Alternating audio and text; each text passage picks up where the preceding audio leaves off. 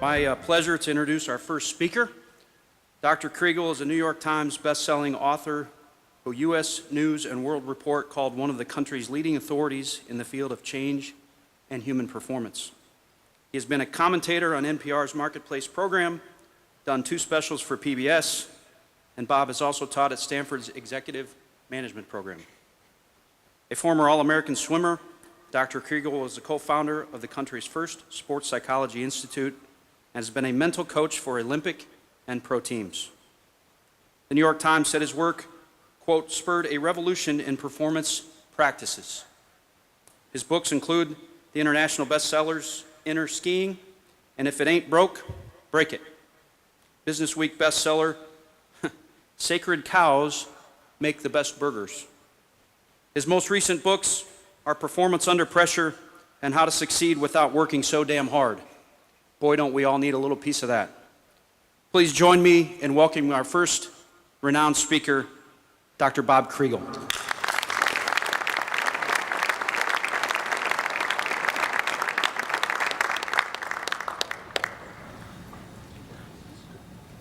Good, man.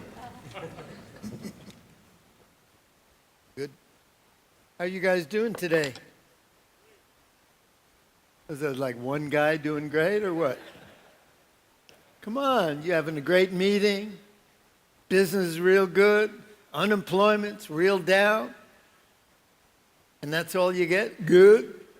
You know, in order to keep winning in this environment, you got to have passion, man. You got to have some juice. So let's hear it. How you doing today? That's good out there. Ooh, out there, I like it. Okay, good. You know, I've given over 2,000 keynote speeches at all kinds of venues you can imagine, and some you can't. And one of the problems with every conference I've ever spoken at is that the group spends most of their time in the same position that you're in right now. And a doc once told me that sitting is one of the most unnatural positions for your body. I don't know, I was thinking I knew a few others, but we ain't getting into those today. What happens when you sit for a long time is, what happens? Your back starts hurting, your energy goes down, stress got no outlet. So one of the things that I do is, I got a little timer, doesn't have a hashtag. I have a little timer on my computer, and every hour it goes off and I take a 1-minute stretch break. So I thought, you guys are gonna be sitting for a while now, so we're gonna start with my little 1-minute stretch break. So in order to do that, you gotta break out of that unnatural position, and that means stand up. Okay, now the first stretch, hang on while I get undressed here. The first stretch is like this, stretching up.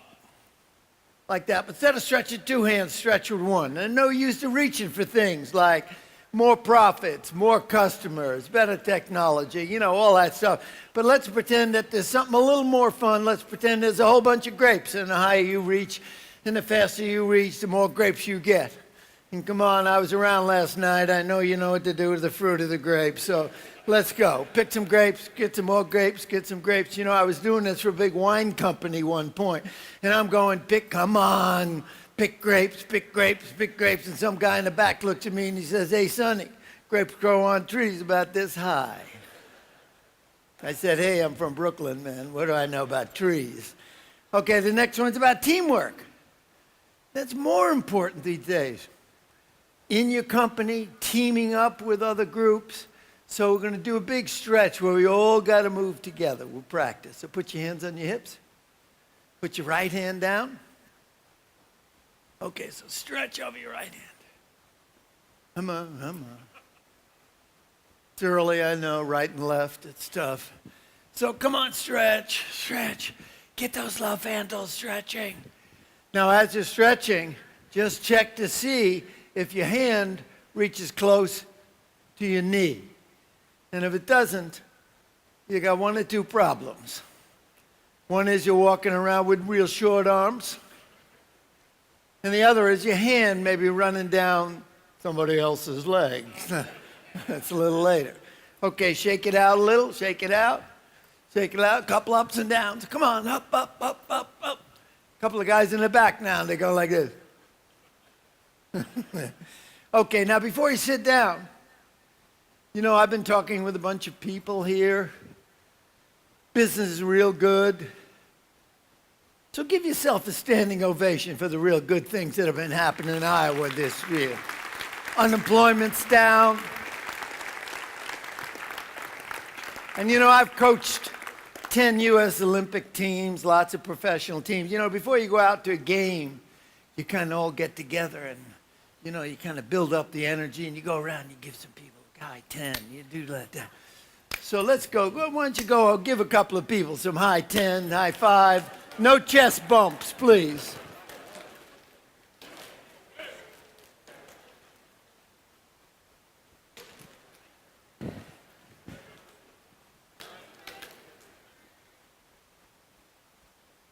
Okay.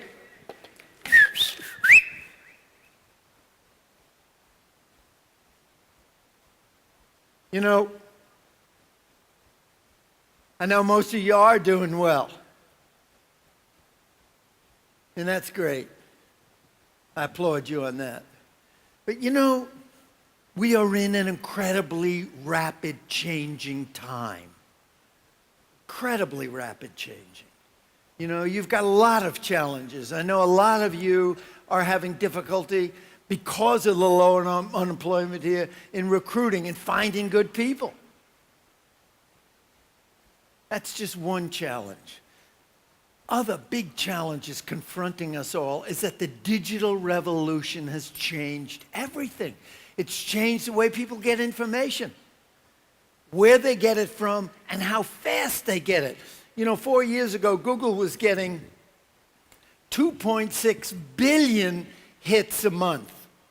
2.6 billion, man, that's a lot of hits. Today, they're getting 50 billion hits a month. So people are looking all over for new ways to get information. Digital revolution has changed the way people learn, changed the way people get trained, changed the way you get entertainment. You listen to music, you watch videos. Changes everything, changed the way people communicate. If you look at who is the cutting edge of this digital revolution, how old are they? How old are they? 12, 14, right. And kids today who are paving the way, they don't talk anymore, do they? They text, they Twitter, they toot, they teet, they do that. They're on Facebook, LinkedIn, left out, I chat, you chat, we all chat. You know, all the hot foot, no foot, red hot. I mean, I don't even know. I can't keep track of them all. And that's what's happening. And it keeps changing. It keeps moving. You know, email, only 11% of kids do email anymore. They're averaging 100 texts a day. And pretty soon that's going to go. And, you know, it's incredible. Big companies are using social media to communicate within their company, to reach new customers, you know, to do everything. For instance, you all heard of the Aflac duck, right? Haven't you? Aflac. You know the Aflac duck has 200,000 friends on Facebook? The duck. Cheer, that thing you shove in your washing machine to clean your clothes, 800,000 friends. What do they talk about? How to do your whites better? I mean, come on. You know, it's incredible. They're using it for everything. American Express used to, for a big concert they were sponsoring, used to send out letters to their special members, used to make phone calls. They even tried email, and it would take them about 3 weeks, even 4 weeks to get, to fill a concert. So we got to talking, and what we talked about was that, hey, who's a group for a concert? We were talking about a Bon Jovi concert. And we all said it's the millennials, under 30, under 25. What are they doing? Are they reading letters? Are they using email? I don't think so. We tried a Twitter blast. 3 days, the concert got filled. So everybody's doing it. It's all, and you know what's happening? Everything these days is done with this sucker. Not my phone, but everything's done here. Advertising, buying, you know, the way people buy is different. They're all buying on the phone. They're paying on the phone. They're doing everything. You know what else they're doing? They're recruiting on the phone. A lot of you talking about recruiting. Glassdoor.com, which is one of the biggest recruiting companies, talked about 80% of the people that they did a poll on looking for jobs all looked on the phone for a job. PepsiCo talked about 90% of the job applications they had all on the phone. I was sitting next to a woman yesterday on the plane, and I asked her about that. She whips out her phone, goes to LinkedIn, just one of the many sites. Showed me about 8 applications for jobs. Different areas, different arenas, we talked about it. The total application was right here, and that's how you respond to it. How many are using the phone for recruiting? Oh, yeah. Well, here's a great opportunity for you. You know, I mean, so it's happening all over in everything. The changes are coming faster in every area. People are buying differently, paying differently, getting information differently, communicating differently. And it's not standing still. It keeps moving and keeps changing. And these changes offer 2 things. One is a lot of new challenges, but also a lot of great opportunities and great new possibilities that you've never had before. But if you want to take advantage of those opportunities, if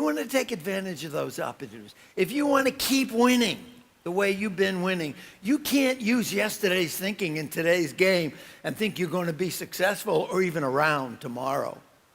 Look at all the giants, giant companies that owned huge niches, owned them, who became dinosaurs in every area, in retail, real estate, hotels, healthcare, manufacturing, marketing. Everywhere you look, giants have become dinosaurs. Why? Because they kept thinking tomorrow was going to look a lot like yesterday. They kept using yesterday's thinking in today's game. And it's happened all over. It's happened, you can first look in the computer industry. How many of you remember a company called Wang Computer? Remember Wang? You remember Wang? How many got a Wang? Oops. You know, Wang in the 70s had, you ready for this? 80% of the Fortune 1000 market share. 80. Any of you guys got 80? You know anybody who's got 80? They owned it. That was it, the first computer. Then IBM came out with something that was more sophisticated. And guys at Wang said, hey, we own this. This is our business. What happened? They arrested us. Yeah, we do. We got that. Where's Wang today? Then there was the mini computer. How many remember the mini computer? The minis, and they thought that was going to be forever. That was the second biggest computer company in the 90s, $15 billion in sales, gone today. Look at what's happening with Microsoft, struggling. Why? Because they kept relying on what's always worked for them. And now they're having really, really tough times. Their CEO's now running a basketball team, their ex-CEO. So, you know, that's IBM. Almost went under. That great company almost went under because they thought the whole business was going to be the way it always was, which was hardware. So they sold out to who? Sold the software to who? To Bill Gates, right? And they thought it was, you know, PC was just a joke. Nobody's going to have a PC in their house. They missed out on that whole thing. And how many of you are sitting there with a Nokia cell phone? How many got a Nokia cell phone? Got one guy way in the back that's got a Nokia. Do you know that 4 years ago, Nokia was #1? They had over 40% of the flip phones. Today, they got like 3%. Oh, and how about, let's bring it a little more up to date. How many of you are sitting there with your trusty BlackBerry? How many got a BlackBerry? Is there nobody admitting it? Man, there's a guy. Good for you. That's it. You got to. 4 years ago, BlackBerry was the #1 smartphone with 43% of the business. Today, they got 3. Why? What'd they do? They rested on their laurels, and the laurels collapsed, right? And how many been shopping lately? How many been to Blockbusters to get a video? Hell, a couple of years ago, they had 7,000 stores. How many bought a book in Borders? Or went shopping in, hell, any place. Kmart, Circuit City, A&P used to be the biggest supermarket in the world. You know, all of these companies faced the same thing. They were all great. They were all huge winners. How many of you taken pictures lately? How many of you taken a picture lately? Keep your hand up if you used a camera. And keep it up if you use film. Right. You know, 5 years ago, Kodak was valued more than Apple. Today, they're out of business. Or at least gone, bankrupt. So it's happened everywhere you look. Giants became dinosaurs for that same reason. They got cocky. They figured, hey, this is the way we've always done things. They rested on their laurels, and their laurels collapsed. MIT did a study that showed the problem. They said most companies walk into the future with their head turns backward and their minds imprinted with the lessons of the past. And so that's what they're doing. They're bringing yesterday's thinking into today's game. And all of these companies faced a big problem. What they did is they played not to lose instead of playing to win. They played not to lose. Playing not to lose is what? Resting on your laurels. It's playing it safe. It's relying on what's always worked, the way it's always been done. It's playing defense as opposed to offense. It's playing it safe. It's wait. Let's wait and see what happens. Let's not jump too fast. Let's not take any risks. Let's not try anything that's scary. William Ford, who's the head of Ford, had a great, I read a quotation he said one time, a statement he said about Ford. He said, we at Ford were always proud that we always prided ourselves on being rapid responders. That's what we were, rapid responders. He said it was only too late we realized that being a rapid responder meant we were too what? What? Too slow. Being a rapid responder meant we were too slow. On the other hand, I talked to one of the heads of Apple, and what she said to me was, we don't wait for opportunities. What do? We create them. She said, if you wait for something, you're already too late. That's what playing not to lose is. It's playing on the defense. I remember saw a great example of that. We're coming into the World Cup, and I saw America play Mexico about a year and a half ago. And Mexico was highly favored. We'd never beaten them. And go out in the game, and the U.S. is playing offense, man. They're out there. They're attacking. They're doing things. They're trying new stuff. Boom. Boom, they got a goal. 1-0. They're in the lead. And then they changed their strategy. They started playing what? Defense. Let's protect our lead, right? That's the killer. Companies, people, let's protect what we got. So they played prevent defense, and they didn't prevent, and Mexico scored twice and won. And it's happened all over. How many of you watched the Russian Winter Olympics just recently? Many of us. I don't know if you remember Ted Ligety in one of the slalom races. When he was favored to win. He came in about 6th. And after it, he said, I skied too conservatively. I skied too conservatively. The next 2 days later, he entered I think it was the GS or the Giant GS or the Half GS. Or, I mean, they got 19,000 events now. He skied that and he said, I really went for it. I got out of the conservative mindset. I got into the attack mindset, the play to win mindset. And what happened? Came in first, won the gold medal. There's a difference right there between playing not to lose and playing to win. And all of those companies I mentioned and thousands more had that play not to lose, play it safe mentality. And you know, we've all had that experience. You know, just think of it. How many of you play golf? Right, most of us. How about you playing golf and play not to lose, and you're standing there and there's a big water hole there, right? And you're thinking what? Don't hit it in the water, right? Isn't that right? Don't hit it in the water. Where you looking all the time? Right at the water, right? And what happens? Where's it go? What's the next sound you hear? Splash, right? And it's the same in putting. This is my thing, what I do. You stand there putting and you think, don't overhit it, right? Isn't that right? Don't overhit it. And what do? You short putt it. That's playing not to lose. Now, I wrote a book about skiing. The same thing happened. Went all over the world with Ski Magazine, with our book Inner Skiing. You know, we did these 5-day workshops that Ski Magazine sponsored. I skied every day for 5 years.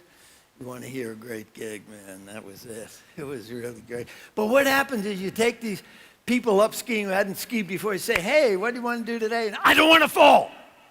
I don't want to fall. Now, if you're thinking skiing and you think you don't want to fall, where do you lean if the hill is down here and you're standing? Where do you lean if you don't want to fall down? You lean back, right? Doesn't that make sense? The body says, whoa, lean back. But in skiing, if you lean back on your skis, what happens? You fall. So in effect, it makes you fall. So that's what playing not to lose. And you know, everybody plays not to lose someplace. Every one of you here is playing not to lose someplace. Same with me. You know, it sneaks up on you. You get comfortable, you get confident, you don't want to push it, you know, so you just kind of relax a little, you kind of rest a little, you know, you do that. You know, we all do it. I remember when I started my business, I was great at playing to win. Boy, I could sell you on anything. I was really good. I had energy. I was positive. I was confident. You know, all of that. I get you excited. But then when people would ask me, how much does that cost, Bob? I immediately, my mindset changed from play to win to, okay, don't lose it. Don't blow it, man. So there was a part of my mind that said, don't charge too much, you'll blow them away. Don't charge too much. Then there was that other voice in my mind that says, don't charge too little or they won't think you're worth anything. So I was going back and forth, don't charge too much, don't charge too little, don't charge too much, don't charge too little. So pretty soon I went, you know, I would almost go and say, well, how much you got? You know, which is not exactly a great sales strategy. So that was my thing. And I just had it again. About 6 months ago, my son comes over to me and said, hey, Bob, you know, your website really sucks. Lousy. He said, you know, it's not you know, it's not really the latest stuff. And so immediately I got on the defense. Remember, defense is not to lose. The minute you get on the defense with an idea, it's like you're playing not to lose. So I get on the defense. I said, look, I don't get a lot of business on my website. You know, I mean, most of my business comes through agents, through people who've read my books, who've done all of that, you know, and my website, it's just too much time. I like to just spend my time writing, to do that. You know, I had all kinds of reasons why not to change. So my son Otis looks at me and he says, hey, Pop, ain't you the guy that talks about playing to win as opposed not to lose? You know, you know, kids these days. So I changed my website. I want to tell you, I spent money, I changed it, I developed it, I got it interactive, I got videos on it, all of that stuff. I want to tell you, since I changed the website, which is about 8 months ago, I have gotten enough business that brought in 4 to 5 times as much as I spent on the website. In fact, I got this job through the website as well. So, here's me. I'm talking about it. I'm the teacher. I'm the coach.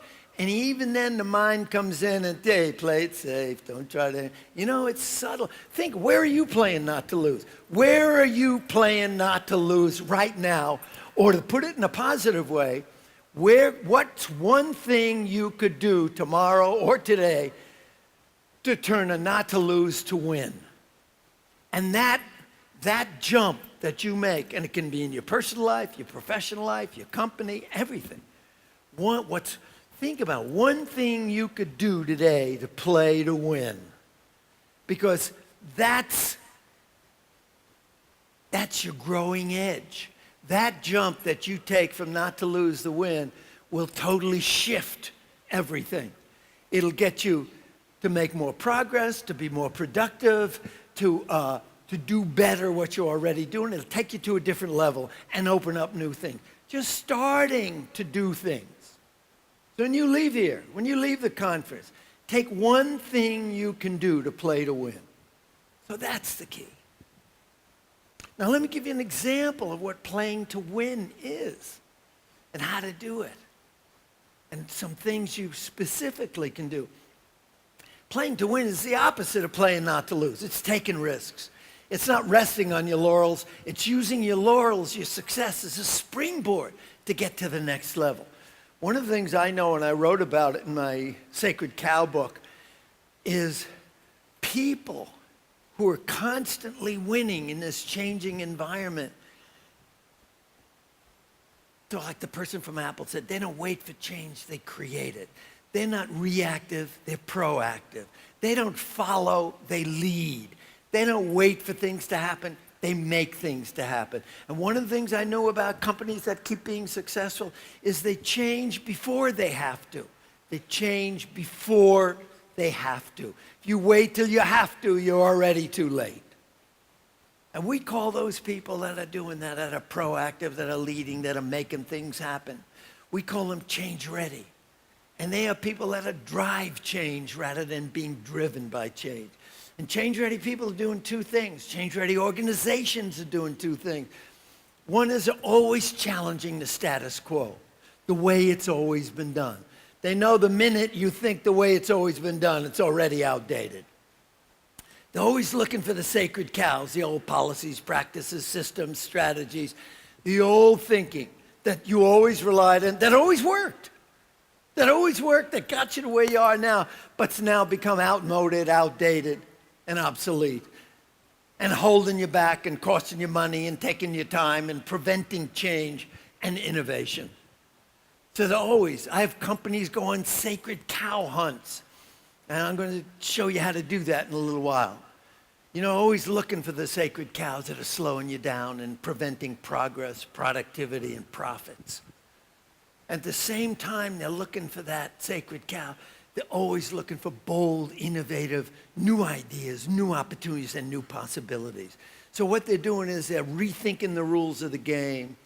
They're redefining their role with the customer and their people. And they're always looking to reinvent the game. The old saying was, if it ain't broke, what? Don't fix it. Right. Well, if you think it ain't broke and you don't fix it, pretty soon you're going to be broke. So the key thing, the saying in a fast-changing environment is not if it ain't broke, don't fix it. If it ain't broke, break it and fix it and break it and fix it and break it and fix it. The old saying in business used to be continuous improvement. Continuous improvement. That's already outdated. Sure, you got to improve. The new thing that's going to keep you ahead is continual innovation. Somebody just wrote a book called Innovate or Die. And, that's the key, because the system around you is constantly moving and innovating. So that's what being change ready is. It's rethinking, reinventing, redefining, thinking out of the box, constantly, coming up with new ideas, new opportunities, and possibilities. Now a lot of people think, being change ready and winning is outwork the competition. Just work harder than everybody else. You know, do more with less. And you know, all kinds of companies today trying to do more with less. In fact, I always ask people, how many of you these days want your company to do more with less? Let's see a show of hands. Right, most of you. I asked that at a recent meeting, and everybody raised their hand, and one guy said, do more with less? That was last year. This year, it's do more with nothing. So the key is,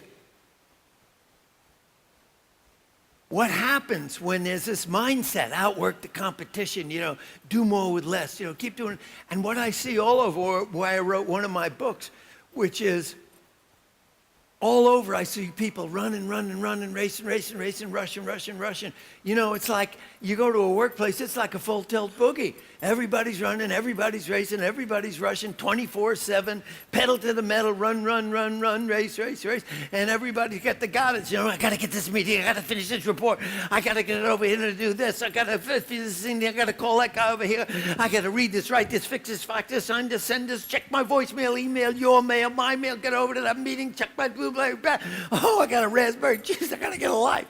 So everybody's running, everybody's racing, everybody's rushing. And there's enormous stress in that. Enormous stress.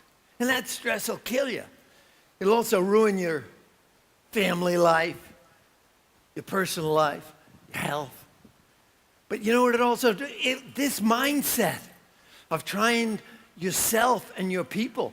And don't forget about being change ready. Many of you guys are leaders. If you're a leader, it's not enough for you to be change ready, which you have to be. You got to be a model. You have to have a change ready culture. And a change ready culture isn't everybody running, racing, cut out, cut. Because you do that, three things happen, and they're all bad when everybody's running and racing and 24/7. One is you don't communicate well. You know, communication. You know, the old way when you're talking to people doesn't work that way. Because what happens? You talk too fast, you talk too much, and you don't what? You don't listen. And especially you do that. I've seen salespeople do that with customers. Man, they're out there, they're pushing, and they're not drawing out. So you don't communicate well when you're in a hurry. The other thing is, when you're in a hurry and you're racing, you're rushing, a million things are coming at you, you make more what? What do you make more of? Mistakes. When I taught at Stanford, we did research, 25% more mistakes when you're in a hurry. And you know what kind of mistakes you make? The careless ones. And the third is, and this may be the worst, is when you're in a hurry and racing. You know what we're talking about these days, constantly coming up with some new ideas and innovation. You're in a hurry and racing, you know what you do? You're in a reactive mode.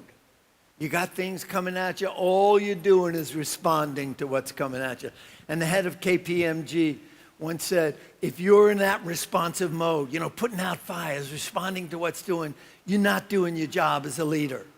You're not doing your job because all you're doing is coming out with what's always worked in the past. So when you're in a hurry and you're racing and rushing, you never come up with any new ideas. And at Stanford, we did some research on where do people get their best ideas. You know, because that's what we're talking about. That's what innovation is. And where do you think they get the best ideas? It's 4 places we found. Where do you think? Just call out. Where do you get your best ideas? From your employees. Great. Good. We're going to talk about that in a little while. Where do you get your best ideas? Going fishing. Right. Taking some time out. Exactly. Where else? Rest. Depressed. Friends. Oh, yeah, so listening to people. Great, yeah. Not you running. And in order to do that, you can't be running and racing, so you got to do that. We also found you get best ideas when you're taking a nap, when you're exercising, when you're driving. Think about it. What's the room in your house you get the best ideas in? It's the bathroom, right? Now, why is that? What's the first thing you do when you go to the bathroom? Right, you lock the door, right? Nobody gets in. I mean, how many of you got your iPad in your bathroom? Not yet.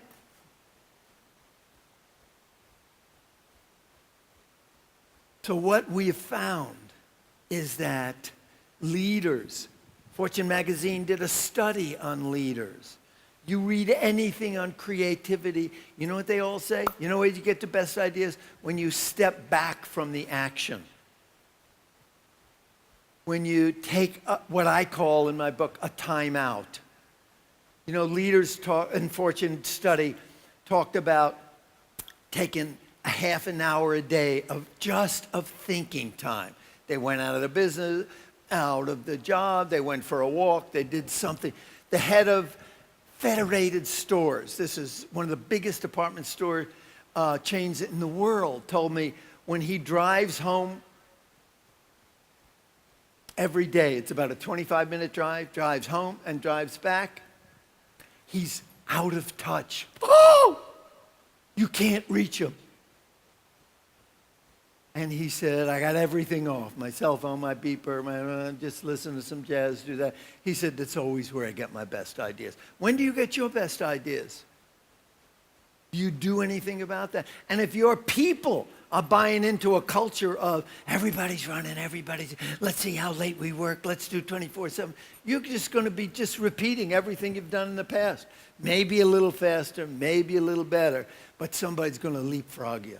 Somebody who steps back, takes a bigger look at the big picture, and leaps out in front of you. So one of the key things to understand is that the winners, you know, they're not running and racing and rushing around. They're stopping, they're rethinking the rules. That's what I found. You know, I've coached, as I mentioned, many Olympic and professional teams, and one of the things I found about winners is they don't rest on their laurels.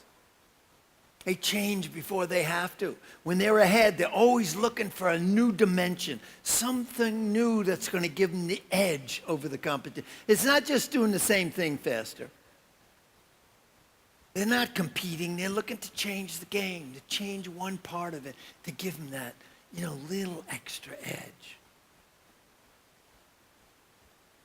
You know, I was an All-American swimmer, and I was always brought up with, you know, more time in the pool, you know, outwork.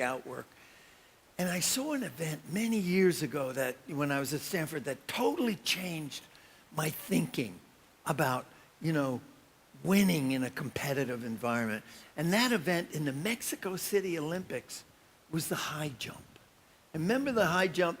The high jump used to be called the Western roll. That's how they used to do it. It's a run, like that. Well, it didn't look like that, but, you know, you get the idea, right? It was feet first. And I'm watching these guys, and all of a sudden I see this guy, and he's running. Last time, instead of going like that, he goes head first backwards. And I thought, oh, my God. What is that? Some kind of circus clown they got there? What was his name? Dick Fosbury, for those of you old enough to remember. But what did Fosbury do?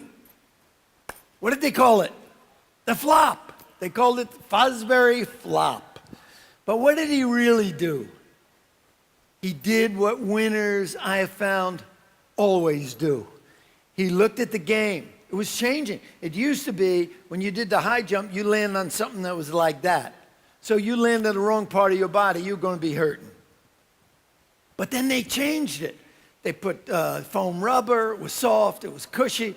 They put the foam rubber down, so it didn't matter how you landed. So while everybody was still doing that, he started trying some different ways, some innovative. Not all of them worked, but he started trying them. And he came up with the flop, won the gold medal, set the world record. Many of you still remember him. But one of the interesting things that's especially applicable to you who are doing so well is Fosbury was already #1 in the world when he tried that. Remember what I said about winners? Winners change before they have to. Winner always looking for that little extra edge. And that's what Fosbury did. You know, he challenged the rules of the game. he started rethinking the old strategies. And that's happened in every sport. Bill Walsh, maybe seen as one of the greatest coaches in NFL history. He did the same thing with offensive football. Offensive football used to be, you start with the running game. You know, you get the ball, you give the ball to Godzilla, he runs into the line. And everybody says, holy crap, we got to stop Godzilla. So they brought it in, and then you pass over the head. So the old way of thinking was establish a running game to create the pass. What did Walsh do? He flipped the rules around. He started with the pass. God, nobody ever did that. And he passed the guy nobody ever passed before. He totally challenged their thinking. Tight ends, pulling guards, halfbacks, anybody's open. Your mother-in-law's on the sideline, he flips her one. You know, I mean, he totally rethought, won 5 Super Bowls. What did he do? He rethought the rules. I was working with the U.S. track team many years ago.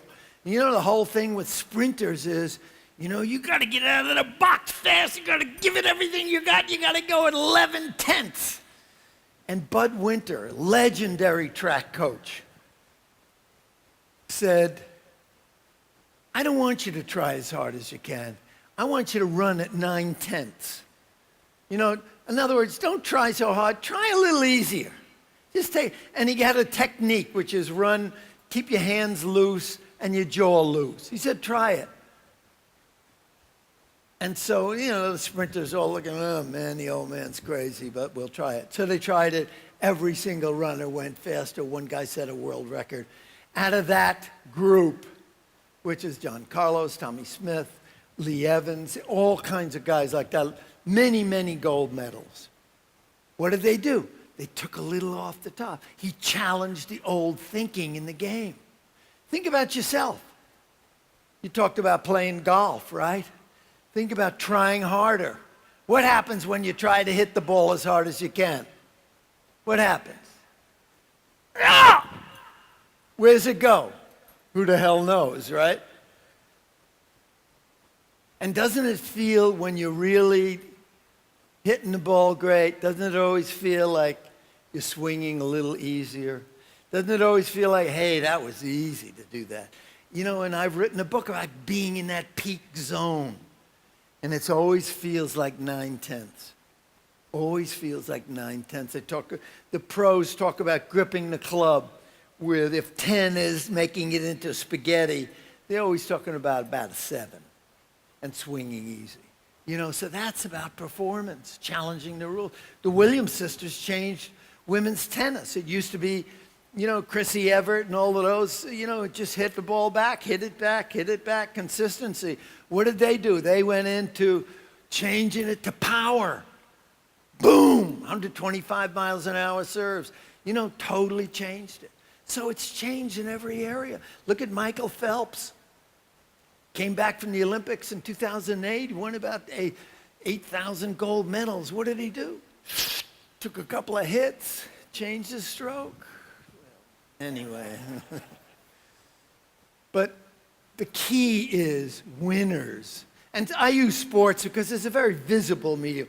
Winners are always rethinking. They stop what's going and they challenge the old way of thinking. Now, companies that have become giants, continued success, did the same thing. They constantly challenged the old thinking. They found that the old thinking was always a sacred cow type thinking, had become outdated. For instance, in retail, the old thinking in retail was you got to have a great location. You got to be in the big city. You know, you got to be in the big city, or you got to be in the center of the mall. That was the thinking in retail. Now, who's the king of retail in America? Come on, you must know. Are you sleeping? Who's the king of retail? Walmart. Okay, do you know where the first big warehouse discount store he opened was? You know where it was? Bentonville, Arkansas, right. Speaking of a great location, you know what the average occupation in Bentonville was when Mr. Sam went there? Jury duty. When he went to Bentonville, hey, he created that. But what he did when he stepped back is he saw, hey, families were moving out of the cities. They were moving into these smaller areas. So what did he do? He created the future. He didn't wait for it to happen. And he had an expression. He said, if everybody in your business is doing it one way and you do it the same way, all you're doing is knocking heads, which gives you a lot of headaches. He said, if everybody's not doing it one way, he said his response was, do it exactly what? The opposite. Everybody's going to big places. He started exploring the small places. Now he can go any place he wants. Same thing happened in the fast food. You know who the fastest growing fast food company in America is? It's really surprised me. It was Domino's. I mean, I read that. I saw Domino's? What did they do to get this incredible growth aside from giving you the crappiest pizza you ever had? They brought that piece of junk right to your house. They don't even have a cardboard box. Why do you need a cardboard box? Their crust's made of cardboard anyway. But, only kidding. But, what did they do? Tom Monahan, their founder, recognized the future. He looked out and he saw people had less and less what? Time. He said there were more two-paycheck families.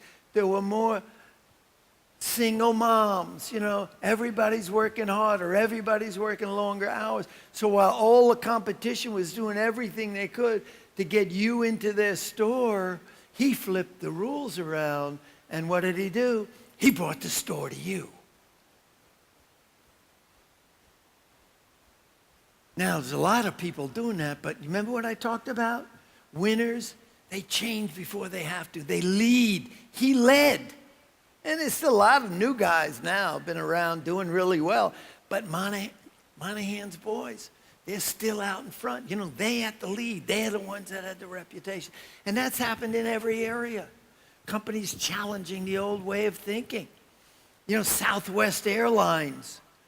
The old thinking in airline business was hub and spoke. You know, if you're in United, you go to Denver, you go to Chicago, San Francisco. You're an American, you go to Dallas. You know, all the planes go through that. Southwest did exactly the opposite. They totally challenged that way of doing, and they did it differently. And they're the most profitable airline in America. You know, so it's happened all over. You know, Cirque du Soleil. How many of you ever been to Cirque du Soleil? You know, they challenged the idea that the circus was for kids. And what did they do? They made the circus for adults. You know, and they got these people that are doing these crazy, lunatic, out-of-the-box things. But man, they are unbelievably successful. And old Ringling Brothers, Barnum and Bailey, you know, they're out in the boonies someplace because of that. So, you know, and they don't have elephants and they ain't got cotton candy, but boy, they got a lot of people seeing them. So what do? They challenge the old way of thinking. You know, I remember did a program for banks many years ago. The presidents of banks. And we had a big workshop about change. And we started looking into the future, which is an exercise you do. We said, what do we think the technology is going to be like? What about the changing in demographics? What about competition? What about, you know, we started looking and guessing. You know, you don't know for sure what's going to happen, but you can see, you know, it's like a storm coming. You can see the clouds and the different, you can see where you're going to go. And everybody came up with the idea, well, banking is going to be much more of a high-tech business. How many of you bank online? How many of you bank online? Everybody does these days. So if banking is more and more and more high-tech, what becomes a sacred cow? What becomes a sacred cow? Right, say it loud. The building, the bricks and mortar. What do you don't need as many banks, physical banks, if everybody's banking online. In fact, some big banks in Chicago started charging you if you went into the bank more than 3 times a month. You know, so what happened? They totally looked into the future, just like Sam did and Tom Monahan And they saw that this industry is changing. What do you see when you look into the future? You think it's going to be the same as it always was? If you do, you're deluding yourself. They changed it. I remember I had a funny story. I met a guy on a plane who had been the marketing director for Las Vegas in the late 70s. And you know, Las Vegas then was known for gangsters and drugs and prostitution and all that, gambling and all that stuff. And he said, you know, I started seeing that a lot of the boomers were having kids and now having families, and they wanted to go on vacation with the family. He said, so I created a campaign calling Vegas the Family Resort. Come to Vegas, bring your family, bring your kids. We got things for your kids to do. We got great golf for you to do. We got things for your wife or your spouse to do. We got things for everybody to do. Vegas, the Family Resort. And he said it was incredibly popular. And he looked at me with a little grin. He said, you know, when I started that campaign about Vegas, the Family Resort, the only families we had there then were the Gambinos, the Sopranos, he said, but we created that. See what they did? They challenged the old thinking. They realized the old thinking had become a sacred cow. Think about how you're recruiting. You know, I know from what I've heard in talking to you, a lot of you are having trouble finding good people. How about stopping and looking about how you're going across? Are you using the same old sacred cow methods? Or are you using this? You know, are you looking in Iowa for people where you got 4% unemployment? Come on, man. That's like putting a barrel down a well where there's very little water. Where you can look in other parts of your country and you got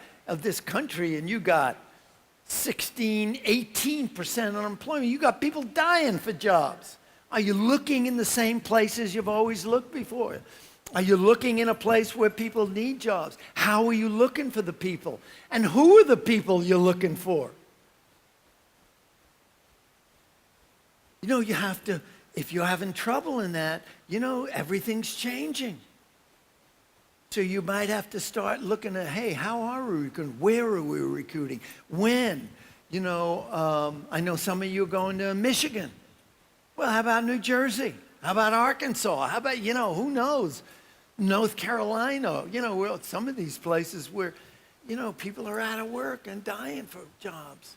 And, you know, most people today, there's some research today, I don't have the number on top of me, that said a lot of the people under 30 are moving to get jobs. So they're going to move. Iowa's a great place to live. Probably for a lot of them, it's maybe less expensive than it was. So, you know, think about where you're recruiting. Think about who. You know, the demographics of the population are changing. So, you know, you may have to get some people that look differently than you do, think differently than you do, which is good. So the whole idea is to rethink everything you're doing. Everything.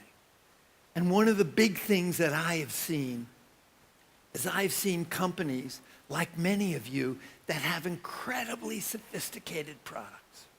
Really sophisticated products. You know, 21st century edgy products.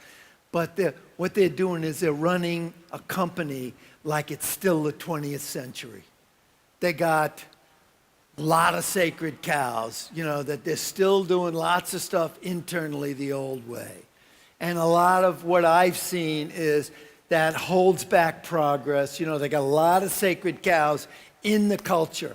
You know, old policies, old procedures, old systems, old strategies, old thinking that prevents progress, you know, real great progress, that prevents high performance, that gets people not motivated.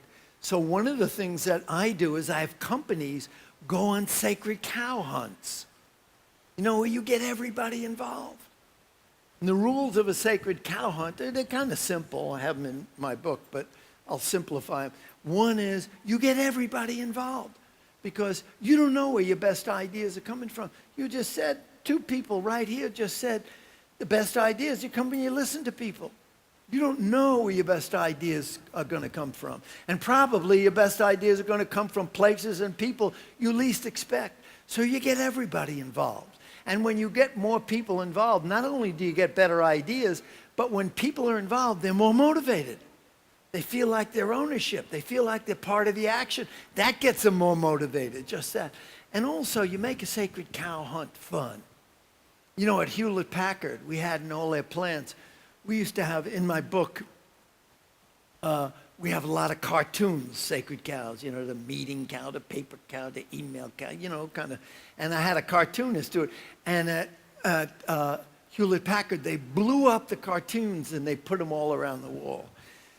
They did that. A Merck Pharmaceutical used to have monthly sacred cow barbecues, and they cut their spending 8% from doing that. Every month somebody would come with some ideas, and they'd have a barbecue, and they'd have a sacred cow barbecue.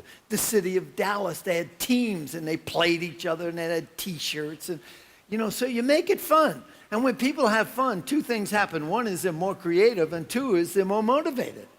So you get total involvement. You know, at Hewlett-Packard, we did that where they made computer terminals, and we rethought the whole assembly line. We cut raw material prices cost 65%, and we cut labor 70%. They started reusing the packaging that came in, and all the ideas came from people on the line. Big chemical manufacturing company, we reduced the production cycle from 28 days to 17 days. You know, all from people from doing a sacred cow hunt. Let me give you an example. The biggest tire factory in the world, we were having a sacred cow hunt. And when you do that, you bring in, and the best ideas are going to come from people who don't work in that area. You get a couple of people who work in that area, but you bring in people. So we had it in the manufacturing part. And, you know, we had people from IT. We had a guy from IT. We had somebody from accounting. You know, some HR. So we had people from different areas of the company. And we go through every part from where the raw materials came in to where the tires came out. And we check every station and ask questions. And here's one example. The last station was where they wrapped the tires in foil. And the tires, you know, they go, whoa, boom, and you know, they roll out, they got tired, and they were wrapped. And then the last operation was a wrapping operation. And they were wrapped, and they had the name of the company on it, and they looked great, and it was really good. And one of the guys from IT is looking at it, you know, he's looking at this wrapping operation, and what do you think he asked? What would you ask if you saw the wrapping operation? Why? How come that's the best question. Why are we doing that? In other words, that gets you to stop and what? Think. Well, here's what prevents change. Here's what prevents change. The manager said, well, son, the reason we do that is so you ship the tires, the white walls get dirty, we get a lot of returns. So we started wrapping them. What was the response that he got from that? The response somebody said is, what are white walls? Right. How many of you got white wall tires? Yeah, right, none. Well, there's about 2 or 3% today, and they're these little skinny things, and half of them are blue. But 20, 25 years ago, remember the white wall, they were these big suckers, right? And what'd you do every Sunday? Tie them up, right? So probably in the old days, Fred or somebody in manufacturing said, I got this idea. We're getting a lot of returns. Why don't we wrap tires? Oh, great idea, Fred. Great idea. So they tried wrapping, and it worked. It saved the money, and that was terrific. And what have they been doing ever since? Not just wrapping them faster and cheaper. We eliminated wrapping and saved Goodyear $24 million by one guy saying, hey, how come? Why are we wrapping them tires? You know, most companies that I've worked with are trying to do things faster and cheaper that should no longer be done at all. That's the first rule of a sacred cow hunt when you're trying to eliminate them. Don't look for just Reduce it. Always ask, why are we doing this? What's it doing? When did it start? You know, and if it started 5 years ago, that's a cow, supposedly. It's a sacred cow. So that's one of the things. Another thing that happened at Procter & Gamble, where they make deodorant. You know what they were doing is they'd have this deodorant, they put it in a little, you know, individual carton, they put it in a kind of big carton, then they'd put that in a crate, and they'd hammer the crate, wooden crate, and they'd ship it. And, you know, it's big business, big business. And one of the kids who they had hired less than a year asked the question, he said, how come we're doing all of this packaging and crates? And it seems like overkill. How come we're doing that? And the boss said, well, you know, you don't want to get the bottles broken in shipping. So you gotta, you know, you're gonna ship them like that. And what'd the kid say? Bottles are made of plastic, right? And 4 years before, they had changed from glass to plastic, you know, to save money and all of that stuff. And it did, it saved money. But nobody realized that that change would also affect how they packaged it. So they changed the whole packaging at Procter and saved Procter $9 million from some kid on the line saying, boy, that seems like overkill. You see what I mean about you don't know where your ideas are going to come from. You know, people that are working on the line every day, they're not robots. They're thinking about things. Geez, I could do this better. But you know the most common response I've always heard when they talk about getting ideas? I said, well, why don't you tell the boss? What do they always say? Nobody's listening. Don't be that way. Realize that. Staples just saved $21 million in a cow hunt that they had. And what they said, what the senior VP who started it said, when I asked, where'd you get the ideas from? She said, oh, it's easy. You just ask the people in the store, the associates in the store. They got all the ideas. They saved $21 million on expenses. You know, think about it. What can you do? You know, when you make a change in one area, whether it's a policy, a practice, a new system, a new hardware, software, it's got a ripple effect. It changes everything. Like in Procter & Gamble, they changed just the bottle, and it changed the whole packaging thing and everything else. So you got to get on the hunt. Got to get on the hunt. Get your people on the hunt. It gets them exciting. Make it a game. Make it fun. Getting after it. Now, some of the biggest sacred cows are the subtle sacred cows. Subtle ones. You know, and what I found is it's all, you know, too many meetings when nothing gets acted on. I've just, you know, you all been reading about all this horror stuff at General Motors, you know, the stuff that's been going on where, you know, they had too many meetings and nobody ever did anything about anything that happened. So, you know, where you get bureaucracy, too many meetings and not enough action, too many reports that nobody reads, too many emails that just, you know, deluge people. So some of the biggest things in sacred cows come from that area of what I call red time.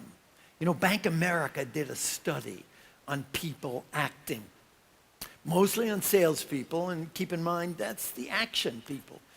And they did red time and green time. You know, they did a study. Green time is when you're doing something that really moves the ball down the field, that helps you get business, save some, you know, actionable and moving you towards a goal you want to go. That's green time, move forward. Red time is all the stuff that you're doing, paperwork, meetings, all the stuff that you're just doing to, you know, keep your head above water, that don't do anything to move the ball down the field. Think about yourself. How much time do you spend every day on actual green time activities, doing green time? How much time are you spending on green time? And I'll tell you what they found out. How many of you are spending at least 3/4 of your time green time activities? Let's see your show of hands. Green time, 3/4 of your time out there acting, moving. Right. Okay, let's lower it. How about 50%? How about half your time is green time stuff? Let's see. We got 2 or 3 people. How about 25%?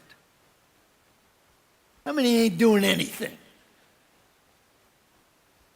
What B of A discovered was average. This is salespeople. Cross-industry study, manufacturing, marketing, high-tech, low-tech, no-tech, underwear, outerwear, all kinds of businesses. They found that on average, people were spending about 42% on green time activities.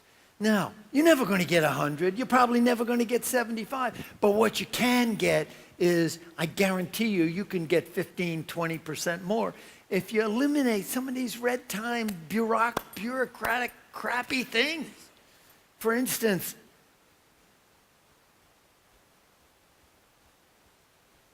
one of the big things is performance reviews. How many of you do performance reviews? You know, oh, right. You know, one of the big major auto manufacturers used to have a binder for everybody, and they used to, you know, a 3-ring binder, and they used to do it 3 times a year. They'd go to it. They did a sacred cow hunt. Now they got 1 page. They do it once a year. A lot of surveys show that performance reviews, only 3 of them in 10 work. I had heard that Jack Welch just eliminated performance reviews. You know, so it's a whole example of things. Just the way we always do things, we've got to make sure we do that. You know, so we keep doing these bureaucratic things. At Hewlett-Packard, we had a 10-column monthly financial report that every one of the 25 divisions had to do. Every one of the 25 divisions had to do this 10-column report. So I was working with one of the divisions. I said, let's do a sacred cow hunt. Let's look at each column and see which are appropriate, which are going to help us move forward, which are green time. And what one person said, look at these 2 columns. Nobody needs that information anymore. You know, that's outdated.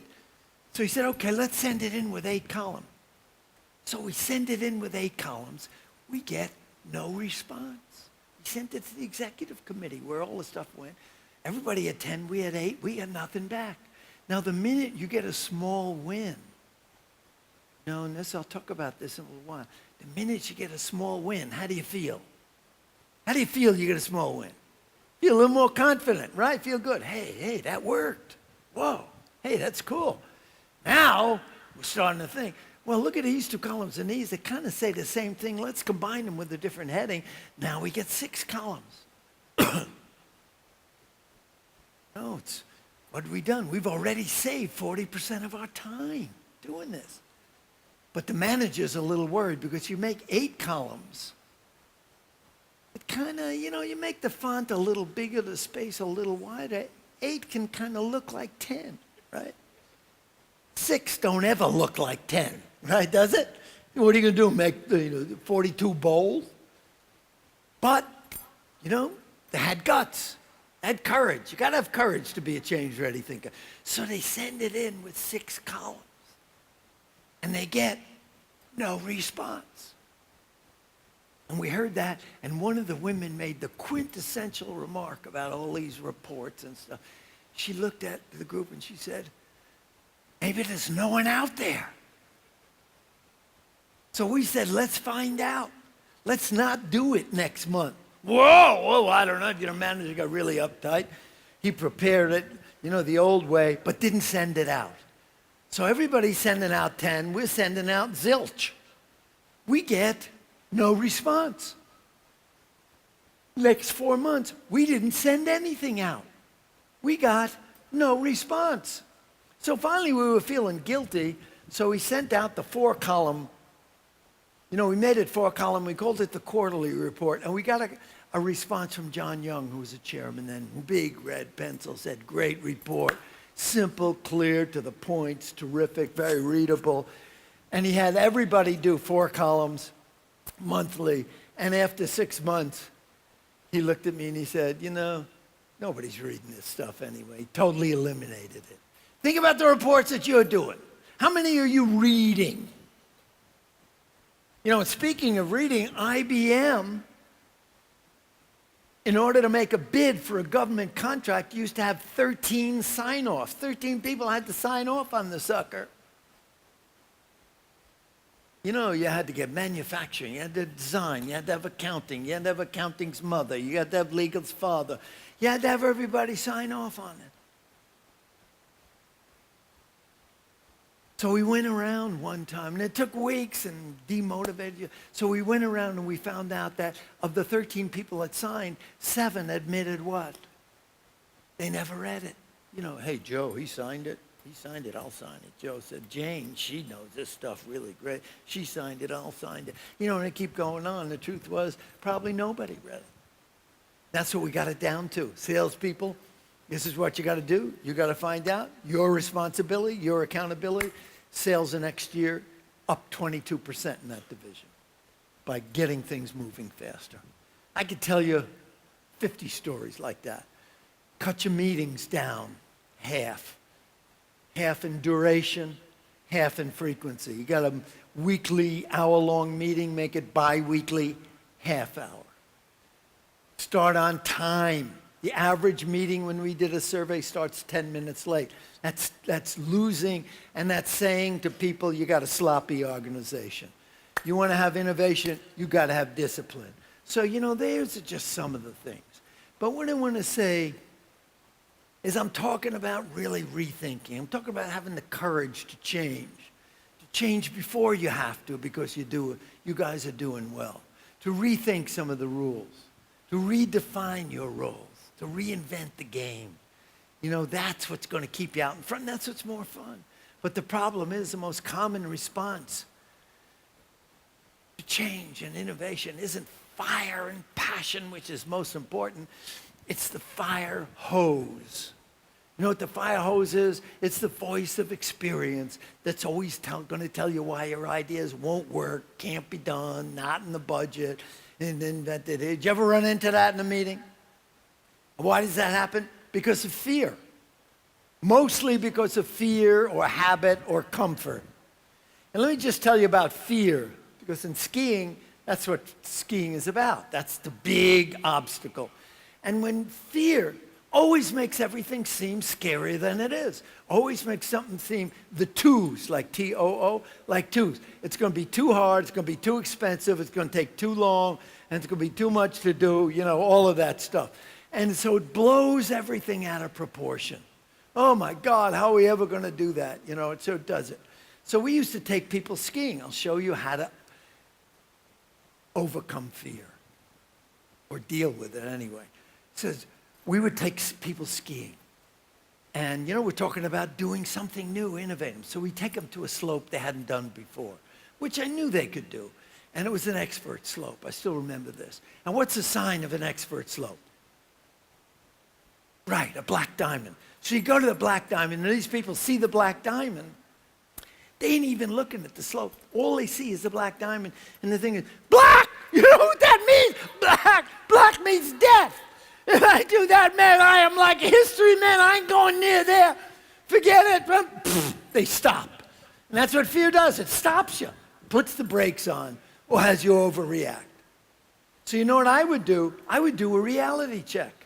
You know what? I've written 7 books. Every book I have a chapter on fear, whether it's about innovation or sports or peak performance.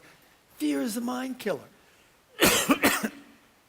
So one of the things I would do with the skiing is I have people come and I'd say, can you make one turn? Make sure you can. If you think you can't do one, don't do it. You're in the wrong place. And this happens when you're looking at new ideas. So I said, make one turn. Make sure it's a success. So you take one turn. Stop. Okay? How do you feeling now? Well, a little more relaxed, right? And take another one. One more turn. Okay. Now, after they've made 3 what I call can-do turns, how do they feel? More successful, more confident, and more motivated. And boom, they go down the hill. So, you know, again, it's like that group that took 2 columns out. They didn't start and threw out the whole 10-column report at Hewlett-Packard. They start with one that they were pretty sure they could get success. So when you're trying something innovative, you do two things. Always build on your strength and make sure your first move is one that you can succeed. In fact, you know the old rule, always try to do a little more than you think. You know what that's going to get you? That's going to get you to make more mistakes. And that's going to get you more stressed. So our rule, if you want to succeed, is always try to do just a little less than you think you can. Try easier. If you do a little less, you're thinking, oh, why are we going to do that? We're going to get anywhere. But you know what happens? You do something that's a little less, and you get a success, and what happens? You're more motivated, you're more confident, and you got momentum, and all of a sudden the rest of the moves become easier and faster. So that's it. Always start with the can-do. Start building on your success and building on your strengths. But you got to watch out. You know, you're going to be leaders. You're going to come. You're going to hear a lot of good things at this meeting. And what's going to happen is you're going to run into that fire hose I talked about. The voice of experience that's always going to tell you why it won't work, can't be done to the seasoned veteran, seen it all, done it all, done nothing, actually. You're going to run into the fire hose. And here's how the fire hose works. You're going to come up with an idea. And, fire hosing, like, for instance, what's your name? Mark.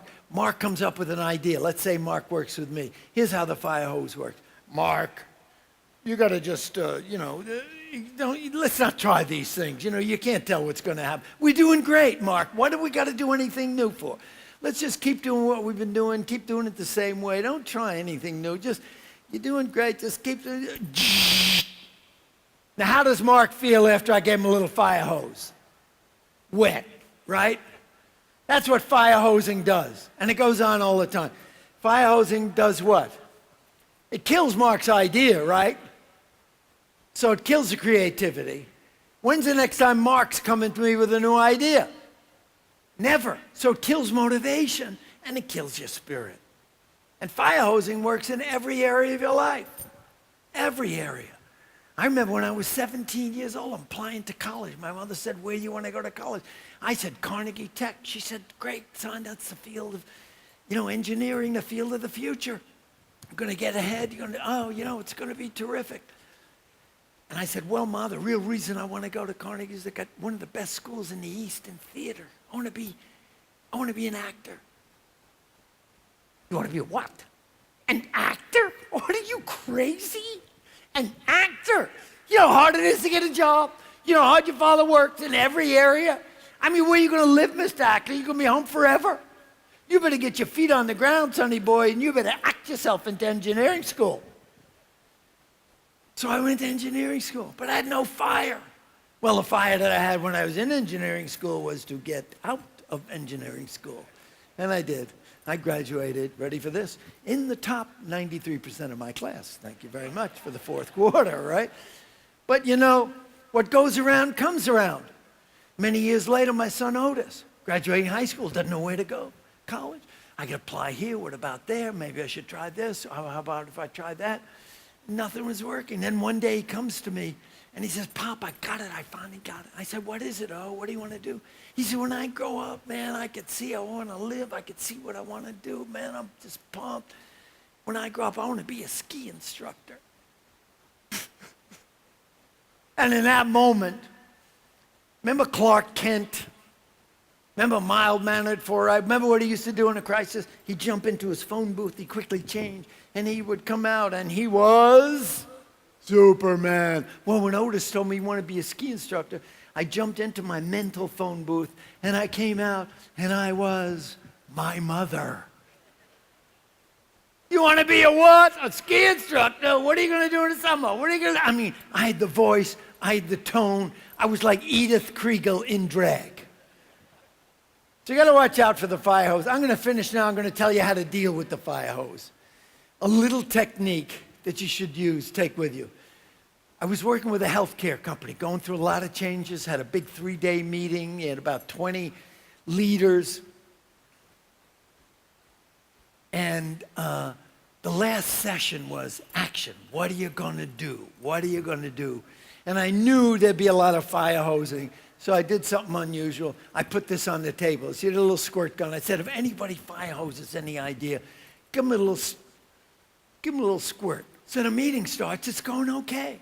But for every idea that came up, there was one guy in that meeting from the legal department, fire hosed everything. Everything that came up. The docs and nurses are going to go on strike if we try that. They want to do that. You know, the insurance companies aren't going to they always had a reason why not. So after about 20 minutes, it's like, there's no energy in the room. You know, nothing on the board.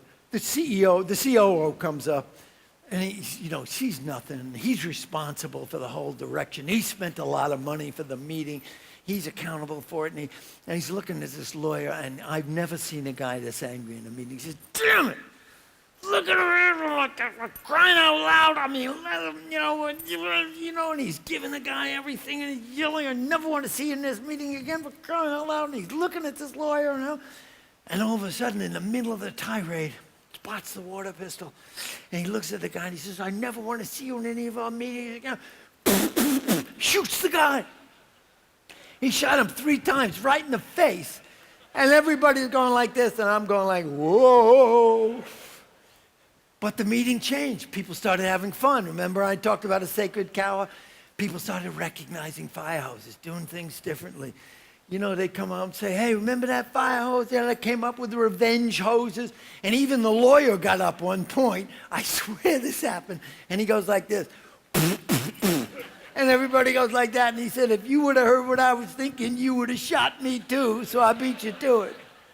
Out of that meeting came a line of software that they sold to external health facilities that within 4 years is doing $100 million. I want to tell you, without this little, $1.25 squirter, it wouldn't happen. I've told that story many times, written about in my books. I've sold 45,000 water pistols. I get them back with company logos on it, saying we do use these in all our meetings. In fact, you know what I got about 2 years ago? I get a FedEx box. I open up the box. You know what's in there? A Super Soaker. Guy said, we got big hoses in our place, man. But the key is, if you want to keep winning, you guys are doing great. You're doing something right. You got to keep stoking the fires, not soak it. And I want to tell you something. I want to make you promise that if you do some of these things I'm talking about, rethinking the rules, redefining roles, playing to win as opposed to playing, rounding up those sacred cows, stoking the fire, you're going to come up with more new ideas and new opportunities than you ever thought you could. And I want to add to that everything I talk about being change ready is just as important in your personal life as it is in your business life. If in your personal life you keep learning, you keep growing, you keep changing, you keep playing to win, you keep looking, where are the sacred cows in my life that are constricting my fun, my relationships, where are the dreams? Keep chasing your dreams and stoking fires. If you do that in your personal life and your professional life, rethinking, redefining, reinventing, I promise you, you'll end up doing more. You'll end up doing more than you ever thought you could. You'll end up being more than you ever thought you'd be. And then your work and your life will be richer, be much more rewarding, and be a hell of a lot more fun. So remember, take some risks, break some rules, kill some of those cows, stoke the fires, chase your dreams, and make sure when you're doing all that, you're having a hell of a lot of fun. Thank you very much. I enjoyed being here. Thank you very much. Thank you.